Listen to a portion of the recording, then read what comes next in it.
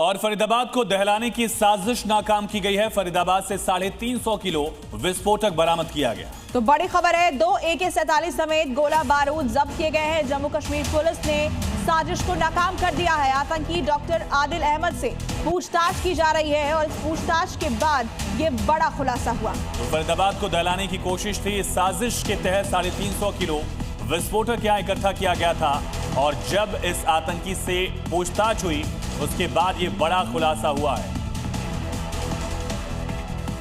सहारनपुर से इस डॉक्टर की गिरफ्तारी हुई थी, डॉक्टर आदिल अहमद, और इसकी पूछताछ से ये बड़ा खुलासा हुआ।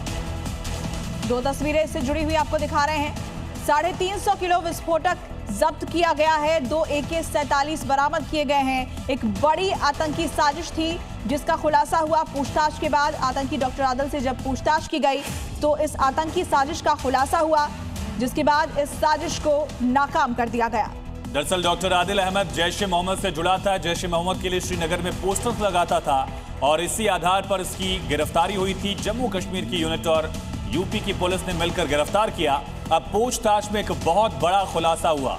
हरियाणा के फरीदाबाद को दहलाने की पूरी प्लानिंग इस डॉक्टर आदिल अहमद ने की थी, जिसको लेकर एक बड़ा खुलासा।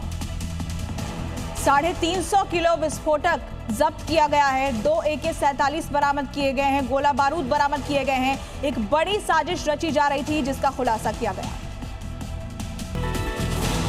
स्कूलों में वंदे मातरम को अनिवार्य करने पर भड़की जमीयत। वंदे मातरम गाने और उसकी रिकॉर्डिंग भेजने के आदेश पर जताया कड़ा एतराज। महमूद मदनी बोले, ये मुस्लिमों की धार्मिक मान्यता के खिलाफ, सिर्फ एक ईश्वर की करते हैं पूजा। आज एकता यात्रा में शामिल होंगे यूपी के सीएम योगी आदित्यनाथ। गोरखपुर नगर निगम से गोलघर काली मंदिर तक 2 किलोमीटर पैदल चलेंगे सीएम। रैली से पहले होगा वंदे मातरम का सामूहिक गायन। सुरक्षा के सख्त इंतजाम। असम में हिमंता सरकार का बड़ा फैसला। बहुविवाह पर पाबंदी लगाने वाले विधेयक को कैबिनेट ने दी मंजूरी। 25 नवंबर को विधानसभा में पेश होगा विधेयक। 1 से ज्यादा शादियां करने पर होंगी 7 साल तक की सख्त सजा। महाराष्ट्र के जलगांव में क्रिकेट खेलने को लेकर भिड़ गए 2 समुदाय के लोग। तांबापुरा इलाके में झड़प के बाद पथराव। दोनों तरफ से 8 से ज्यादा लोग जख्मी हुए। इलाके में भारी पुलिस बल की तैनाती। उपद्रवियों की तलाश में पुलिस की टीम लगी। उत्तर प्रदेश में अवैध लाउडस्पीकर्स पर योगी फोर्स का एक्शन। आजमगढ़ में 41 धर्मस्थलों से उतारे गए लाउडस्पीकर। 139 जगह कम की गई आवाज। कन्नौज में 31 धर्मस्थलों से उतारे गए लाउडस्पीकर। मध्य प्रदेश के खंडवा में वक्फ के दावे पर मचा बवाल। 10,000 की आबादी वाले सिहाड़ा गांव को बताया वक्फ की प्रॉपर्टी। कलेक्टर, सरपंच और सचिव को भेजा नोटिस। आज अधिकारियों को पेश होने का निर्देश।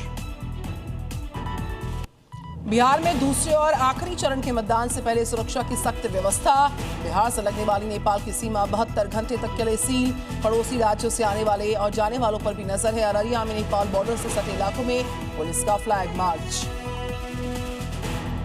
कर्नाटक की परप्पना सेंट्रल जेल से सामने आया हैरान कर देने वाला वीडियो। जेल में शराब पीकर डांस करते दिखे खूंखार कैदी।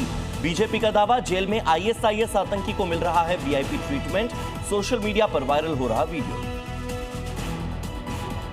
फिलीपींस में काल मेघी तूफान की तबाही के बाद अब फंगबोंग की दहशत हो गई है। कई इलाकों में 185 किलोमीटर प्रति घंटे की रफ्तार के साथ चल रही तेज हवाएं। सरकार ने किया इमरजेंसी का ऐलान। लोगों को कहा गया अलर्ट रहिए।